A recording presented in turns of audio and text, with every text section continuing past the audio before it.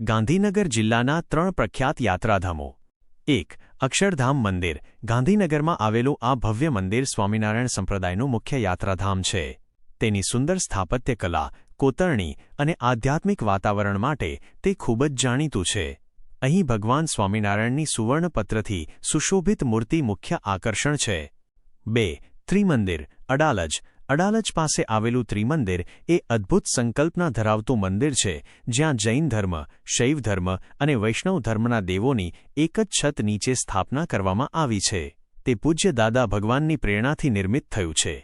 3. મહુડી જૈન મંદિર ગાંધીનગર જિલ્લાના મહુડી ગામમાં આવેલું આ જૈન મંદિર ઘંટાકર્ણ મહાવીરદેવની પ્રતિમા માટે પ્રખ્યાત છે.